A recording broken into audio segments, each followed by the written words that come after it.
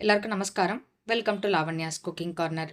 இன்னைக்கு நம்ம சேனல்ல மகாலயபக்ஷ 12வது நாளோட லஞ்ச் காம்போ என்ன அப்படிங்கிறது தான் வந்து பார்க்க போகிறோம். ஸோ இன்னைக்கு என்ன ஸ்பெஷல் அப்படின்னா சூடான சாதம், சேப்பங்கிழங்கு ஃப்ரை, கொத்தரங்காய் தேங்காய் போட்ட கறி, பருப்பு உருண்டை குழம்பு, மாங்காய் ரசம் இதுதான் வந்து பண்ண போகிறோம். ஸோ இன்னியோட இந்த ஸ்பெஷல் ரெசிபீஸ் எல்லாமே வந்து எப்படி பண்ணுறது அப்படிங்கிறத ஒன் பை ஒன்னாக பார்க்கலாம். முதல்ல பருப்பு உருண்டை குழம்புக்காக பருப்பை வந்து ஊற வச்சுக்கலாம். அரை கப் அளவுக்கு கடலைப்பருப்பு, 1/4 கப்பு துவரம்பருப்பு, ஒரு 5-6 காஞ்ச மிளகாய் வந்து ஒரு 2 மணி நேரம் நல்லா ஊற வச்சு எடுத்துக்கலாம். அடுத்து சேப்பங்கிழங்கு ஃப்ரைக்காக சேப்பங்கிழங்கு நல்லா 2-3 தடவை தண்ணியில் அலம்பிட்டு அந்த மண் இல்லாமல் அலம்பி எடுத்து வச்சுட்டுருக்கேன். ஸோ இது வந்து குக்கரில் சேர்த்து வேக வச்சு எடுத்துக்க போகிறோம். பொதுவாக புது சேப்பங்கிழங்காக இருந்தது அப்படின்னா உங்களுக்கு வந்து சீக்கிரம் வெந்து வந்துடும். பழைய கிழங்காக இருந்தால் தான் உங்களுக்கு வந்து கொஞ்சம் நாழி ஆகும் வேகிறதுக்கு.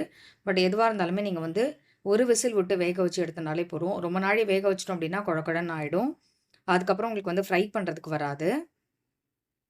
இப்போ இது ஒரு விசில் விட்டு வேக வச்சு எடுத்துக்கலாம். பருப்பும் வந்து பார்த்திங்கன்னா நல்லா ஊறி ரெடியாக எடுத்து, ஸோ இந்த அளவுக்கு நல்லா ஊறிடுது அப்படின்னா உங்களுக்கு வந்து அரைக்கிறதுக்கு சௌரியமாக இருக்கும். இப்போ நம்ம வந்து இந்த பருப்பு உருண்டை குழம்புக்கு எப்படி அரைக்கிறது அப்படிங்கிறது வந்து பார்க்கலாம். மிக்ஸி ஜாரில் முதல்ல நம்ம ஊற வச்சுட்டுருக்கிற இந்த காஞ்ச மிளகாய் வந்து சேர்த்துக்கலாம். இது கூடவே ஒரு பச்சை மிளகா, ஒரு துண்டு இஞ்சி வந்து சேர்த்துட்டுருக்கேன். இதில் நம்ம ஊற வச்சு எடுத்து வச்சுருக்கிற அந்த பருப்பு எல்லாத்தையும் சேர்த்துக்கலாம். சரிக்கு சரி போடும்போது குழம்பு வந்து கொஞ்சம் அந்த பருப்பு உருண்டை கொஞ்சம் கெட்டியாக இருக்கிற மாதிரி இருக்கும். அதனால தான் நான் வந்து அரை கப்பு கடலைப்பருப்புக்கு 1/4 கப்பு துவரம்பருப்பு சேர்த்துட்டுருக்கேன். இது கூடவே 1/4 டீஸ்பூன் மஞ்சப்பொடி, தேவையான அளவு உப்பு, கருவேப்பிலை சேர்த்துட்டு முதல்ல இதை வந்து நைஸாக அரைச்சிக்கலாம். இப்போ ஓரளவுக்கு வந்து பார்த்திங்கன்னா இதை அரைச்சி எடுத்துட்டாச்சு. இது கூடவே நான் வந்து தண்ணிலாம் விடாமல் அப்படியே தான் அரைச்சிட்டுருக்கேன். அரை மூடி அளவுக்கு துருவின தேங்காய், அதாவது அரை கப் அளவுக்கு துருவின தேங்காய் சேர்த்துட்டு இதை வந்து அரைச்சி எடுத்துக்கலாம். தண்ணி வேணும்னா கொஞ்சமாக விட்டுக்கோங்க, இல்லைனா ரொம்ப ஜாஸ்தி விட வேண்டாம். இப்போ இது எல்லாத்தையும் அரைச்சி எடுத்துன்னு வந்துக்கலாம். இந்த பதத்துக்கு நீங்கள் அரைச்சல் அப்படின்னா உங்களுக்கு வந்து சரியாக இருக்கும். ரொம்ப தண்ணியாகவும் இல்லாமல் ரொம்ப கெட்டியாகவும் இல்லாமல் இருக்கணும். ஸோ கொஞ்சம் அந்த தண்ணி இருந்தால் தான் உங்களுக்கு வந்து வேகிறதுக்கு சௌரியமாக இருக்கும். இப்போ உங்களுக்கு எந்த சைஸ்க்கு வேணுமோ அந்த சைஸ்க்கு நீங்கள் வந்து சின்ன சின்னதாக உருண்டையாக வந்து உருட்டி எடுத்துக்கோங்க. இப்போ இட்லி பானையில் அடியில் வந்து தண்ணி விட்டு மேலே வந்து தட்டு வச்சுருக்கேன். இதில் சின்ன சின்னதாக நம்ம உருட்டி வச்சுருக்கக்கூடிய அந்த உருண்டைகள் எல்லாத்தையும் வந்து சேர்த்துக்கலாம். பெருசாகவும் போட்டுக்கலாம், சின்னதாகவும் போட்டுக்கலாம். நான் வந்து ஒரு மீடியம் சைஸில் தான் உருண்டை வந்து உருட்டியிருக்கேன். இந்த பருப்பு உருண்டை குழம்பு பொறுத்தவரையும் ரொம்ப நாழி வேகக்கூடாது. ஸோ இது வந்து ஒரு அரை வேக்காடு வெந்ததுக்கப்புறம் நம்ம வந்து அப்படியே குழம்புல சேர்க்கணும். நம்ம இது மாதிரி உருட்டிட்டு குழம்புல சேர்க்கும்போது ஒரு சில நேரம் வந்து பார்த்திங்கன்னா அது அப்படியே உடஞ்சி போயிடும். அதுக்காக தான் இப்போ ஒரு உருண்டை அளவுக்கு நான் வந்து மாவு எடுத்து வச்சுருக்கேன். இதை வந்து கடைசியாக நம்ம குழம்புல கரைச்சி விடுறதுக்காக. ஸோ இதுதான் வந்து குழம்புக்கான அந்த திக்னஸ் இருக்கும். இப்போ இது வந்து வேக வச்சுக்கலாம். இது வேகிறதுக்குலாம் நம்ம வந்து குழம்புக்கு தாளிப்பு போட்டோம் அப்படின்னா அந்த புளிஜலம் கொதிக்கும் போது இந்த உருண்டை எடுத்து போடுறதுக்கு வந்து சரியாக இருக்கும். இப்போ கடாயில் கொஞ்சமாக வந்து எண்ணெய் விட்டுக்கலாம். இதில் ஒரு சின்ன கட்டி அளவுக்கு பெருங்காயம், டேஸ்ட்டுக்காக ஒரே ஒரு மிளகாய் வத்தல் சேர்த்துருக்கேன். இது கூட அரை டீஸ்பூன் கடுகு, 1/4 டீஸ்பூன் வெந்தயம் சேர்த்துக்கலாம். இப்போ இதெல்லாம் நல்லா பொரிஞ்சதுக்கப்புறம் கொஞ்சமாக கருவேப்பிலை சேர்த்துட்டு நான் வந்து ஒரு சின்ன லெமன் சைஸ்க்கு வந்து புளியை வந்து தண்ணியில் ஊற வச்சுருக்கேன். அதில் 1 டம்ளர் அளவுக்கு தண்ணி விட்டு நல்லா கரைச்சி விட்டுக்கலாம்.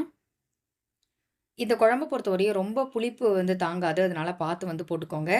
அதே மாதிரி புளிப்பு கம்மியாக இருந்தாலும் உங்களுக்கு வந்து குழம்போட டேஸ்ட் வந்து மாறிடும்.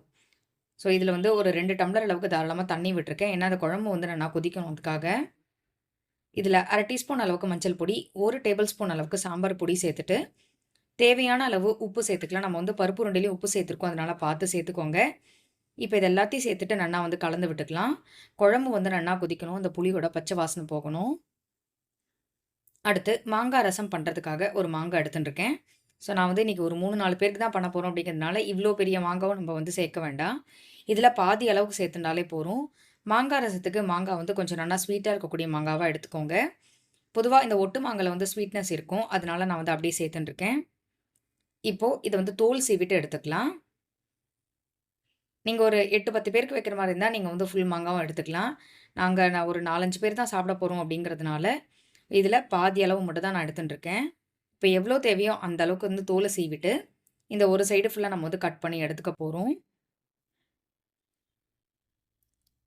இப்போது இதை வந்து கட் பண்ணிவிட்டு எடுத்துக்கலாம். இப்போ பார்த்தீங்கன்னா பாதி அளவுக்கு இந்த மாங்காய் வந்து எடுத்துட்டுருக்கேன். இது வந்து மீதி மாங்காய் நம்ம வந்து ஊறுகாய்க்கோ இல்லை குழம்புக்கோ யூஸ் பண்ணிக்கலாம். அடுத்து ஒரு குக்கரில் 2 டேபிள் ஸ்பூன் அளவுக்கு துவரம்பருப்பு வந்து நான் களைஞ்சிட்டு சேர்த்துட்டுருக்கேன். இது கூடவே நம்ம கட் பண்ணி வச்சுட்டுருக்கிற அந்த மாங்காவும் சேர்த்துக்கலாம். இதில் 1/4 டீஸ்பூன் அளவுக்கு மஞ்சள் பொடி போட்டுட்டு 1 2 கப் அளவுக்கு தாராளமாக தண்ணி விட்டு இந்த மாங்காய் பருப்பு எல்லாம் வந்து நல்லா வெந்து வரணும். அந்த அளவுக்கு வந்து வேக வச்சு எடுத்துக்கோங்க. ஒரு 3 4 விசில் விட்டு நல்லா வேக வச்சு எடுத்துட்டோம் அப்படின்னா பருப்பு மாங்காய் எல்லாம் வந்து குழைய வெந்துடும். இந்த பக்கம் வந்து பார்த்தீங்கன்னா குழம்பு வந்து நல்லா கொதிக்க ஆரம்பிச்சுடுத்து. ஸோ நம்ம சேர்த்துருக்கக்கூடிய நம்ம வேக வைக்கிறதுக்காக வச்சுருந்த அந்த பருப்பு உருண்டையை வந்து ஒரு அரை வேக்காடு அளவுக்கு நல்லா வெந்துடுத்து. முழுசாக வெந்துடுத்து அப்படின்னா கடக்காக இருக்கிற மாதிரி இருக்கும். அதுக்காக தான் நான் அப்படி சொன்னேன்.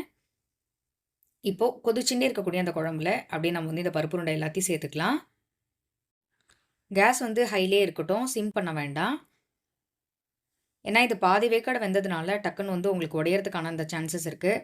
அதனால் பார்த்து எடுத்துக்கோங்க. ஸ்பூனால் எடுக்கும்போது உடஞ்சிரும் அப்படிங்கிறதுனால நான் அந்த சூடாக இருக்கும்போதே அப்படியே கையாலேயே எடுத்து போட்டுட்டேன். நம்ம இது மாதிரி சேர்க்கும்போது அந்த பருப்பு உருண்டையில் வந்து பார்த்திங்கன்னா அந்த புளிப்பு உப்பு காரம்லாம் ஏறி அந்த உருண்டை சாப்பிட்றதுக்கே ரொம்ப சூப்பராக இருக்கும். இப்போ உருண்டைகள் எல்லாத்தையும் சேர்த்தாச்சு. இந்த குழம்பு வந்து நல்லா கொதிக்கட்டும். இது ஒரு 5லேருந்து 7 நிமிஷம் நல்லா கொதிச்சதுக்கப்புறம் இந்த உருண்டையோட அந்த கலர் சேஞ்ச் ஆகிருக்கும். ஸோ உங்களுக்கு பார்த்தாலே தெரியும். இந்த டைமில் நம்ம மிக்ஸி ஜாரில் அப்படியே அந்த ஒரு உருண்டைக்கு தேவையான அளவு அந்த மாவு வச்சுருந்தோம் இல்லையா, அதில் கொஞ்சமாக தண்ணி விட்டு நல்லா கரைச்சிட்டு இதை வந்து அப்படியே இந்த கொதிக்கிற குழம்புல வந்து சேர்த்துக்க போகிறோம். ஸோ இதுதான் வந்து இதுக்கான இந்த திக்னஸே கொடுக்கும். ஏன்னா எக்ஸ்ட்ராவாக நம்ம வந்து வேக வச்ச பருப்புலாம் எதுவும் சேர்க்க போகிறது கிடையாது. இப்போ இந்த மாவு நம்ம வந்து அரைச்சதை சேர்த்துருக்கோம் இல்லையா, இது சேர்த்து நல்லா வந்து கொதிக்கட்டும். இது கொதிச்சு வரும்போதே உங்களுக்கு வந்து அந்த குழம்பு திக்னஸ் கொடுக்க ஆரம்பிச்சிடும். அதுக்காக தான் குழம்பு வந்து ஓரளவுக்கு திக்காக ஆரம்பிச்சிடுது. இன்னும் கொஞ்சம் கூட கொதிச்சுது அப்படின்னா உங்களுக்கு வந்து குழம்பு சரியாக இருக்கும். ஏன்னா பருப்பு உருண்டை வந்து பார்த்திங்கன்னா அந்த தண்ணியெல்லாம் கொஞ்சம் இழுத்துக்கும். அதுக்காக தான் குழம்போட அந்த டேஸ்ட் வந்து கொஞ்சம் என்ஹான்ஸ் பண்ணி கொடுக்கறதுக்காக நான் வந்து கொஞ்சமாக இதில் நாட்டு சக்கரை சேர்த்துட்டுருக்கேன். இது வந்து டோட்டலி ஆப்ஷனல் தான். உங்களுக்கு வேணும்னா நீங்கள் வந்து சேர்த்துக்கோங்க, வேண்டாம்னா ஸ்கிப் பண்ணிடலாம். ஏன்னா நம்ம சேர்த்துருக்கக்கூடிய அந்த புளிப்பு உப்பு காரம் எல்லாமே வந்து ஒன்றா ஈக்குவலாக உங்களுக்கு வந்து அந்த டேஸ்ட் தெரியணும் அப்படிங்கிறதுக்காக தான் நான் வந்து சேர்த்துட்டுருக்கேன். இப்போது குழம்பு வந்து என்னென்னா கொதிச்சு ரெடி ஆகிடுது. ஸோ பருப்பு உருண்டை குழம்பு ரொம்ப சூப்பராக ரெடி ஆகிடுது. கேஸை வந்து ஆஃப் பண்ணிடலாம். அடுத்து மாங்காய் ரசம் பண்ணுறதுக்காக கடாயில் கொஞ்சமாக வந்து நெய் விட்டுக்கலாம். நெய் சூடானதும் இதில் 1/2 டீஸ்பூன் அளவுக்கு கடுகு. கடுகு வந்து நல்லா பொரிஞ்சதுக்கப்புறம் இதில் 1/2 டீஸ்பூன் அளவுக்கு ஜீரகம் சேர்த்துக்கலாம். இது கூடவே காரத்துக்காக 2 பச்சை மிளகாவை இது மாதிரி கட் பண்ணி சேர்த்துட்டுருக்கேன். இதில் ஒரு தக்காளியை பொடியாக நறுக்கி அதையும் வந்து சேர்த்துக்கலாம். இது கூடவே ஒரு துண்டு இஞ்சியை துருவி அதுவும் வந்து சேர்த்துட்டுருக்கேன். இப்போ இது எல்லாத்தையும் இந்த நெய்யில் வந்து நல்லா வதக்கிக்க போகிறோம். இந்த தக்காளி பச்சை மிளகாவோட அந்த பச்சை வாசனை போகணும். அதனால் இதை வந்து நல்லா வதக்கிக்கலாம். இதில் 1/4 டீஸ்பூன் அளவுக்கு மஞ்சள் பொடி சேர்த்துட்டு இது கூடவே கொஞ்சமாக வந்து கருவேப்பிலையும் சேர்த்துட்டு நல்லா வந்து வதக்கிக்க போகிறோம். ஸோ தக்காளி வந்து நல்லா வதங்கி வந்துடுது அப்படின்னாலே உங்களுக்கு வந்து அந்த பச்சை வாசனை இருக்காது. நார்மலாக நம்ம டெய்லி வைக்கிற ரசத்தை விட இந்த மாங்காய் ரசம் வந்து ரொம்ப சூப்பராக இருக்கும். இப்போது தக்காளி வந்து பார்த்திங்கன்னா நல்லா வதங்கி வந்துடுது. ஸோ கரண்டியால் இது மாதிரி என்னென்னா மேஷ் பண்ணி விட்டுட்டோம் அப்படின்னா கொஞ்சம் கொஞ்சம் இருக்கக்கூடிய அந்த தக்காளி எல்லாம் கூட நல்லா உங்களுக்கு வந்து வதங்கி வந்துடும். நான் வந்து வேக வச்சு அந்த மாங்காய் பருப்பெல்லாம் வந்து நல்லா மசிச்சு எடுத்துட்டுருக்கேன். ஸோ பருப்பு வந்து நான் மேஷ் பண்ணி எடுத்துட்டா தான் ரசம் வந்து உங்களுக்கு நல்லாயிருக்கும். இந்த டைமில் நம்ம வேக வச்சு எடுத்து வச்சுருக்கக்கூடிய அந்த மாங்காய் பருப்பு ரெண்டுத்தையும் வந்து அப்படியே குக்கரோடு சேர்த்துக்கலாம். ஸோ இந்த அளவுக்கு நல்லா மேஷ் பண்ணிட்டோம் அப்படின்னா ரசம் வந்து ரொம்ப சூப்பராக இருக்கும். இப்போ தேவையான அளவு தண்ணி விட்டு இந்த ரசம் வந்து உங்களுக்கு எத்தனை பேருக்கு எவ்வளோ வேணுமோ அந்தளவுக்கு தண்ணி விட்டு இது வந்து பார்த்திங்கன்னா ரசத்தை நம்ம வந்து பெருக்கிக்க போகிறோம். டக்குன்னு பண்ணக்கூடிய ரசம் இது ரொம்ப சூப்பராக இருக்கும். நம்ம தக்காளியும் முன்னாடியே நம்ம வந்து மாங்காயோடு சேர்த்துட்டோம் அப்படின்னா உங்களுக்கு வந்து நல்லா குழையும் வெந்துடும். பட் ஆனால் கலர் கொஞ்சம் சேஞ்ச் ஆகிடும் அப்படிங்கிறதுனால நான் வந்து தக்காளி இது மாதிரி பொடியாக நறுக்கி சேர்த்துட்டுருக்கேன். இப்போ இதில் கொஞ்சமாக வந்து பெருங்காய பொடி, ரசத்துக்கு தேவையான அளவு உப்பு சேர்த்துட்டு இந்த ரசம் வந்து கொதித்து வரக்கூடாது. இது வந்து நுரைச்சி வரும்போது நம்ம வந்து கேஸ் ஆஃப் பண்ணிடணும். ஸோ ரசம் வந்து ஒத்தாப்பில் ரொம்ப சூப்பராக இருக்கும். இப்போ இதுக்கு வந்து ஒரு பொடி வந்து பண்ணி போட போகிறோம். அதுக்காக 1/2 டீஸ்பூன் மிளகு, 1/2 டீஸ்பூன் ஜீரகம், ஒரு காஞ்ச மிளகாய் எல்லாத்தையும் நல்லா ட்ரையாக பொடி பண்ணி அப்படியே நம்ம வந்து சேர்த்துக்கலாம். ஸோ இதுக்கு வந்து ஹைலைட் அந்த பொடியை வந்து பார்த்திங்கன்னா இந்த மிளகு ஜீரக பொடியோட இந்த ஒரு காஞ்ச மிளகாய் தான். ஸோ இப்படி சேர்த்து நம்ம வந்து பண்ணும்போது ரசம் வந்து நல்லா காரசாரமாக அந்த மாங்காயோட புளிப்போட ரொம்ப சூப்பராக இருக்கும். ஸோ ரசம் வந்து நல்லா நுரைச்சி வரட்டும். அதுக்கப்புறம் நம்ம வந்து கேஸ் ஆஃப் பண்ணிக்கலாம். நார்மல் நம்ம வந்து சாம்பார் பொடி போட்ட ரசமோ இல்லை ரசப்பொடி போட்ட ரசத்தை விட இந்த ரசம் வந்து கொஞ்சம் டிஃப்ரெண்ட்டாக இருந்தாலுமே இந்த சூடான சாதத்தில் சாப்பிடும்போது ரொம்ப சூப்பராக இருக்கும். ரசம் வந்து நுரைச்சி வர ஆரம்பிச்சிடுது. கேஸை வந்து ஆஃப் பண்ணிவிட்டு கடைசியாக பொடியாக நறுக்கின கொத்தமல்லி தூவினோம் அப்படின்னா மாங்காய் ரசம் ரொம்ப சூப்பராக ரெடி ஆகிடும். அடுத்து கொத்தவரங்காய் கறி பண்ணுறதுக்காக கடாயில் கொஞ்சமாக வந்து எண்ணெய் விட்டுக்கலாம். எண்ணெய் சூடானதும் இதில் 1/2 டீஸ்பூன் அளவுக்கு கடுகு, கடுகு பொரிஞ்சதும் 1/2 டீஸ்பூன் அளவுக்கு கடலைப்பருப்பு, 1/2 டீஸ்பூன் அளவுக்கு உளுத்தம்பருப்பு சேர்த்துக்கலாம். இது கூடவே காரத்துக்காக 2 மிளகாய் வத்தல், கொஞ்சமாக கருவேப்பிலை சேர்த்துட்டு இதில் 1/4 டீஸ்பூனுக்கும் கம்மியாக வந்து பார்த்திங்கன்னா மஞ்சள் பொடி சேர்த்துட்டுருக்கேன். நறுக்கி வச்சுருக்கிற அந்த கொத்தவரங்காவை இந்த எண்ணெயிலே அப்படியே சேர்த்துட்டு நல்லா வந்து வதக்கிக்க போகிறோம். ஸோ நான் வந்து வேக வச்சுட்டு பண்ண போகிறது கிடையாது, அப்படியே டேரெக்டாக தான் வதக்கிட்டு பண்ண போகிறேன். ஸோ எண்ணெயில் இது மாதிரி நம்ம வந்து வதக்கிட்டு பண்ணும்போது சீக்கிரமாக உங்களுக்கு வந்து வெந்து வந்துடும். உங்களுக்கு வேணும் அப்படின்னா ஒரு பிடிச்சபடி அளவுக்கு பைத்தம்பருப்பை நல்லா ஒரு தண்ணியில் களைஞ்சிட்டு அதுக்கப்புறமா இது கூடவே நம்ம சேர்த்து வேக வச்சுட்டு அப்படியே நம்ம வந்து பண்ணினோம் அப்படின்னா அந்த கொத்தரங்காய் கறியும் வந்து நல்லாயிருக்கும். பட் நான் வந்து இன்றைக்கி அதெல்லாம் எதுவும் சேர்க்கல, வெறும் கொத்தரங்காயில் தான் வந்து பண்ணுறேன். கறி வந்து ஓரளவுக்கு இந்த எண்ணெயில் நல்லா வதங்கி வந்ததுக்கப்புறம் இதில் தேவையான அளவு உப்பு வந்து சேர்த்துக்கலாம். உப்பு சேர்த்துட்டு நல்லா இதை வந்து கலந்து விட்டுட்டு இதை வந்து வேக வச்சுக்கணும். ஸோ அதனால் நிறைய தண்ணி விட்டு வேக வைக்காமல் கொஞ்சமாக தண்ணி விட்டு நல்லா வேக வச்சு எடுத்துட்டோம் அப்படின்னா கறி வந்து சூப்பராக ரெடி ஆகிடும். இப்போ இதில் கொஞ்சமாக வந்து தண்ணி விட்டுட்டு ஒரு தட்டு போட்டு மூடி வச்சிட்டோம் அப்படின்னா கறி வந்து வெந்து வந்துடும். இப்போ பார்த்திங்கன்னா காய் வந்து நல்லா வெந்து வந்துடுது. நம்ம சேர்த்துருக்கக்கூடிய அந்த தண்ணி எல்லாமே ட்ரை ஆகிடுது. ஸோ இந்த அளவுக்கு நல்லா ட்ரை ஆனதுக்கப்புறம் நம்ம வந்து துருவின தேங்காய் வந்து 1/2 கப் அளவுக்கு சேர்த்துக்கலாம். தேங்காய் சேர்த்துட்டு இதை வந்து நல்லா ஒரு தடவை கலந்து விட்டுட்டோம் அப்படின்னா சூப்பரான கொத்தவரங்காய் கறி வந்து ரெடி ஆகிடும். இப்போ நல்லா ஒரு தடவை கலரிட்டு இதை வந்து அடுப்பு ஆஃப் பண்ணிவிட்டு நம்ம வந்து ஒரு பேசனுக்கு மாற்றிக்கலாம். நல்ல ஸ்வீட்டாக அந்த தேங்காயோட ஸ்வீட்னஸோட அந்த கறி வந்து ரொம்ப சூப்பராக இருக்கும். அடுத்து சேப்பங்கிழங்கு ஃப்ரை பண்ணுறதுக்காக சேப்பங்கிழங்கு வந்து வேக வச்சதை உரித்து எடுத்து வச்சுட்டுருக்கேன். கடாயில் வந்து தேவையான அளவு எண்ணெய் விட்டுக்கலாம். நான் ஒரு 3 டேபிள் ஸ்பூன் அளவுக்கு எண்ணெய் விட்டுருக்கேன். பொரிச்சு எடுக்கிற கறி அப்படிங்கிறது நம்மளோட சேனலில் வந்து போஸ்ட் பண்ணதுனால இன்றைக்கி நான் வந்து அப்படியே டக்குன்னு பண்ணுறது தான் காமிக்கிறேன். எண்ணெய் சூடானதும் 1/2 டீஸ்பூன் கடுகு, இது கூடவே கொஞ்சமாக உளுத்தம்பருப்பு சேர்த்துட்டு இதில் கொஞ்சமாக கருவேப்பிலை, 1/2 டீஸ்பூன் அளவுக்கு மஞ்சள் பொடி, 1 ஸ்பூன் அளவுக்கு காரப்பொடி சேர்த்துட்டுருக்கேன். ஸோ காரப்பொடி சேர்த்துட்டு உடனே நம்ம வந்து நறுக்கி வச்சுருக்கிற அந்த சேப்பங்கிழங்கு சேர்த்துக்கணும். காரப்பொடி வந்து கருகி போயிடக்கூடாது. அதனால் சேப்பங்கிழங்கு சேர்த்துட்டு இது கூடவே இந்த காய்க்கு தேவையான அளவு உப்பு வந்து சேர்த்துக்க போகிறோம். ஸோ முதல்ல வந்து பார்த்திங்கன்னா இந்த எண்ணெயில் இதை வந்து நல்லா ஒரு தடவை கலரி விட்டுட்டு அதுக்கப்புறமா நம்ம வந்து தேவையான அளவு உப்பு வந்து சேர்த்துக்கலாம்.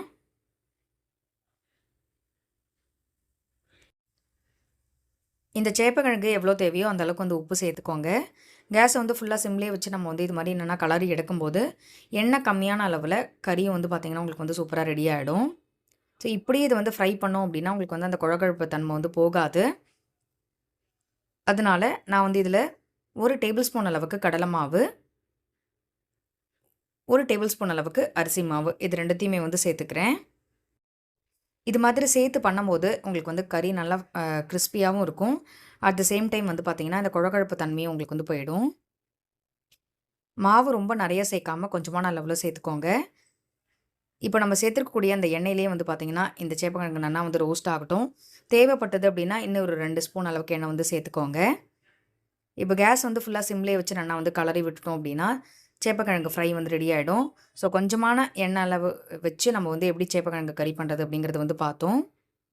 சூப்பராக கறி வந்து ரெடி ஆகிடுது. இன்றைக்கான சமையல் எல்லாமே வந்து சூப்பராக ரெடி ஆகிடுது. இன்றைக்கி என்ன ஸ்பெஷல் அப்படின்னா சேப்பக்கிழங்கு ஃப்ரை, கொத்தவரங்காய் தேங்காய் போட்ட கறி, பருப்பு உருண்டை குழம்பு, மாங்காய் ரசம், சூடான சாதம் அண்ட் பருப்பு. ஸோ இதுதான் வந்து பார்த்தீங்கன்னா இன்றைக்கான மகாலயபக்ஷ சமையல். ஸோ கண்டிப்பாக எல்லோரும் இந்த பருப்பு உருண்டை குழம்பு எல்லாத்தையுமே வந்து ட்ரை பண்ணி பாருங்கள். மாங்காய் ரசமும் ரொம்ப சூப்பராக இருக்கும். ஸோ கண்டிப்பாக இந்த எல்லா சமையலும் ட்ரை பண்ணி பாருங்கள். ட்ரை பண்ணி பார்த்துட்டு உங்களோட ஃபீட்பேக் சொல்லுங்கள். பருப்பு உருண்டை குழம்பு ரொம்ப நாள் வரையும் பார்த்திங்கன்னா அந்த சாஃப்ட்னஸே குறையாமல் ரொம்ப சூப்பராக இருக்கும். கண்டிப்பாக வந்து ட்ரை பண்ணுங்கள். இதுக்கு வந்து பெஸ்ட்டு காம்பினேஷன் இந்த தேங்காய் போட்ட கறியும் இந்த சேப்பக்கிழங்கு ஃப்ரை தான். ஸோ கண்டிப்பாக எல்லோரும் ட்ரை பண்ணுங்கள். ட்ரை பண்ணிட்டு ஃபீட்பேக் வந்து சொல்லுங்கள். பைத்தம்பருப்பு தோசை எப்படி பண்ணுறது அப்படிங்கிறத வந்து பார்க்க போகிறோம். இந்த பைத்தம்பருப்பு தோசை வந்து பார்த்திங்கன்னா ரொம்ப ஈஸியான ஒரு ரெசிபி. நல்ல ஒரு ரிச் ப்ரோட்டீனாகவும் இருக்கும். உங்களுக்கு சாப்பிட்றதுக்கு ரொம்ப சூப்பராகவும் இருக்கும். இதுக்கு தொட்டுக்கிறதுக்கு வந்து தக்காளி தொக்கு தான் வந்து பண்ணியிருக்கேன். இப்போ இந்த பைத்தம்பருப்பு தோசை பண்ணுறதுக்காக ஒரு பவுலில் 1 கப் அளவுக்கு பைத்தம்பருப்பு. அதாவது நார்மல் அந்த தோல் இல்லாத பைத்தம்பருப்பா வந்து எடுத்துட்டுருக்கேன். இந்த பைத்தம்பருப்ப 2, 3 தடவ கலஞ்சிட்டு, ஒரு 3லேருந்து 4 மணி நேரம் நீங்க வந்து ஊற வச்சா போரும். ரொம்ப நாழி ஊற வைக்கணுங்கிறது கிடையாது. இப்ப பருப்பு வந்து நன்னா ஊறிடுத்து. இதுல இருக்கிற தண்ணி வந்து வடிகட்டிட்டு எடுத்துக்கலாம். இப்ப மிக்ஸி ஜார்ல நம்ம ஊற வச்ச அந்த பருப்ப வந்து சேர்த்துக்கலாம். பருப்பு வந்து ஊற வைக்கிறதுக்கு முன்னாடியே 2, 3 தடவ நல்லா கலஞ்சிட்டு தான் ஊற வச்சிருக்கேன். இப்ப பருப்பு எல்லாத்தையும் நம்ம வந்து கொஞ்சமான அளவுல சேர்த்துருக்கிறதுனால, ஒரே தடவையா நான் வந்து அரைச்சுக்க போறேன். இப்ப பருப்பு எல்லாத்தையும் மிக்ஸி ஜார்ல சேர்த்துண்டாச்சு. இதுக்கு காரத்துக்காக ஒரு 2 பச்சை மிளகா வந்து எடுத்துட்டுருக்கேன். இது கூடவே தேவையான அளவு உப்பு சேர்த்துட்டு, நைஸா வந்து அரைச்சுக்கலாம். இப்போ பைத்தம் பருப்ப லைட்டா அரைச்சாச்சு. இது கூடவே ஒரு 1/2 டீஸ்பூன் அளவுக்கு ஜீரகமும் சேர்த்து, நைஸா வந்து கொஞ்சமா தண்ணி விட்டு அரைச்சு எடுத்துக்கலாம். இப்போ தோசைக்காக வந்து பார்த்தீங்கன்னா, பருப்பு எல்லாத்தையும் அரைச்சாச்சு. இந்த அளவுக்கு நல்லா நைஸா இருந்தா தான் உங்களுக்கு வந்து போரும். அதே மாதிரி இந்த மாவு வந்து ஃபெர்மெண்ட் ஆகணும், புளிக்கணுங்கிறது கிடையாது. அப்படியே டைரக்ட்டா நீங்க வந்து வாக்க ஆரம்பிச்சுடலாம். இப்ப இந்த மாவ வந்து ஒரு பவுலுக்கு மாத்தியாச்சு. இதுல 1/2 டீஸ்பூன் அளவுக்கு பெருங்காய பொடி சேர்த்துட்டு, நல்லா வந்து கலந்து விட்டுக்கலாம். உப்பு உங்களுக்கு எந்த அளவுக்கு தேவையோ அந்த அளவுக்கு வந்து சேர்த்துக்கோங்க. நம்ம இதுல அரிசி சேர்க்காததுனால உப்போட அளவு வந்து பார்த்து தான் சேர்த்துக்கணும். ரொம்ப நெறையா போட்டுட்டோம் அப்படின்னா, உப்பு கரிக்கிற மாதிரி இருக்கும். அதே மாதிரி வெறும் பயத்தம் பருப்பு சேர்த்து பண்றதுனால, இந்த தோசை வந்து எப்படி வரும் அப்படிங்கிற டவுட் நெறைய பேருக்கு இருக்கும். ஸோ ரொம்ப சூப்பரா இருக்கும். உங்களுக்கே வந்து ஆச்சரியமா இருக்கும். அந்த அளவுக்கு நல்ல டேஸ்ட்டா ரொம்ப சூப்பரா இருக்கும். இப்ப கல்லு காய்ஞ்சு எடுத்து லைட்டா வந்து இதுல எண்ணெய் தடவிக்கலாம். மாவோட அந்த திக்னஸ் வந்து நீங்க வந்து பார்த்துக்கணும். ரொம்ப மாவு ரொம்ப கெட்டியா இருந்தது அப்படின்னா, அடை மாதிரி ஆயிடும். அதனால கொஞ்சம் லிக்விடா நீங்க வந்து வச்சுக்கோங்க. இப்ப மாவு வந்து ஒரு 2 கரண்டி அளவுக்கு சேர்த்துட்டு, உங்களுக்கு எந்த அளவுக்கு மெல்லிசா வேணுமோ, அந்த அளவுக்கு வந்து நீங்க வந்து தோசை வாத்துக்கலாம். இந்த பயத்தம் பருப்பு தோசை வந்து பார்த்தீங்கன்னா, அவ்ளோ சூப்பரா இருக்கும். உங்களுக்கு வந்து யாருக்காவது நீங்க வந்து சொன்னா தான் தெரியும் இது பயத்தம் பருப்பு தோசை அப்படிங்கிறதே. இதுல வந்து கொஞ்சமா நம்ம வந்து பச்சை மிளகா, ஜீரகம் எல்லாம் சேர்த்துருக்கிறதுனால, அந்த லைட்டான காரத்தோட, அந்த ஜீரகத்தோட வாசனையோட ரொம்ப சூப்பரா இருக்கும். தோசை கொஞ்சம் வேகும்போதே கொஞ்சமா வந்து எண்ணெய் விட்டுட்டு, நல்லா ஒரு பக்கம் வெந்ததுக்கப்புறம் திருப்பி வந்து போட்டுக்கலாம். எடுக்கிறதுக்கும் வந்து பார்த்தீங்கன்னா, உங்களுக்கு தோசை வாக்குறதுக்கும் ரொம்ப ஈஸியாவும் இருக்கும். எந்த அளவுக்கு கிரிஸ்பியா உங்களுக்கு வாக்கணுமோ, எந்த அளவுக்கு மெல்லிசா வாக்கணுமோ, அந்த அளவுக்கு வந்து வாத்துக்கலாம். வெறும் அந்த பயத்தம் பருப்பு ஊறதுக்கான அந்த டைம் மட்டும் தான் நமக்கு வந்து வேணுமே தவிர, மத்தபடி இந்த தோசை வந்து ரொம்ப ஈஸியா பண்ணிடலாம். இப்ப 2 பக்கமும் நல்லா வெந்து வந்ததுக்கப்புறம், இத வந்து ஒரு பிளேட்டுக்கு மாத்திக்கலாம். ஸோ இதே மாதிரியே நம்ம வந்து அடுத்த தோசையும் வந்து வாத்துக்க போறோம். நெறைய பேருக்கு வந்து பயத்தம் பருப்பு எப்படி சேர்த்துக்கிறது? இப்போ வாய் புண்ணு, வயித்து புண்ணுலாம் நெறையா இருக்கும். ஸோ அது மாதிரி இருக்கும்போது, நீங்க வந்து இதில வெறும் ஜீரகம் மட்டும் சேர்த்தா போரும். காரத்துக்காக பச்சை மிளகாலாம் எதுவுமே சேர்க்க வேண்டாம். கொஞ்சமா அந்த ஜீரகம் சேர்த்துட்டு நீங்க அரைச்சு, தோசை வாத்து குடுக்கும்போது, பசங்களுக்கும் வந்து பார்த்தீங்கன்னா, உடம்புக்கு ரொம்பவே நல்லது. மார்னிங் பிரேக்ஃபாஸ்ட்டா நீங்க குடுக்கும்போது நல்ல ஒரு ஃபில்லிங்கா இருக்கும். உங்களுக்கு இதுக்கு நார்மல் எண்ணெய் யூஸ் பண்ணலான்னா யூஸ் பண்ணலாம். இல்லன்னா தேங்காய் எண்ணெய் கூட சேர்த்துக்கலாம். ஸோ உங்களோட ஆப்ஷனல் தான் இது. உங்களுக்கு எது வேணுமோ அந்த அளவுக்கு வந்து சேர்த்துக்கோங்க. தோசை வந்து நன்னா வேகணும் 2 பக்கமும். பயத்தம் பருப்பு வந்து நன்னா வெந்து வந்தா தான் உடம்புக்கு வந்து ரொம்ப நல்லதா இருக்கும். இப்போ 2 பக்கமும் நன்னா வெந்து வந்ததுக்கப்புறம் இத வந்து ஒரு பிளேட்டுக்கு மாத்திக்கலாம். ரொம்பவே சூப்பரான டேஸ்டியான பயத்தம் பருப்பு தோசை. சூப்பரா வந்து பார்த்தீங்கன்னா, ரெடி ஆயிடுத்து. 15 நாளும் நம்ம என்ன டிஃபன் பண்ணோம் அப்படின்னு யோசிக்கும்போது, இது மாரி டிஃபரெண்ட்டா பண்ணும்போது சாப்பிடறதுக்குமே நல்லாருக்கும். தக்காளி தொக்கு நார்மலா பண்ணதுனால நான் வந்து உங்க கூட வீடியோ ஷேர் பண்ணல. வேணும் அப்படின்னா கண்டிப்பா வந்து ஷேர் பண்றேன். இன்னொரு டைம் பண்ணும்போது. ரொம்பவே ஈஸியா சூப்பரா வந்து பார்த்தீங்கன்னா, மகாலயபக்ஷா டின்னர் வந்து ரெடி ஆயிடுத்து. கண்டிப்பா எல்லாரும் ட்ரை பண்ணி பாருங்க. ஒரு வீடியோல உங்க எல்லாரையும் சந்திக்கிறேன். நன்றி. வணக்கம்.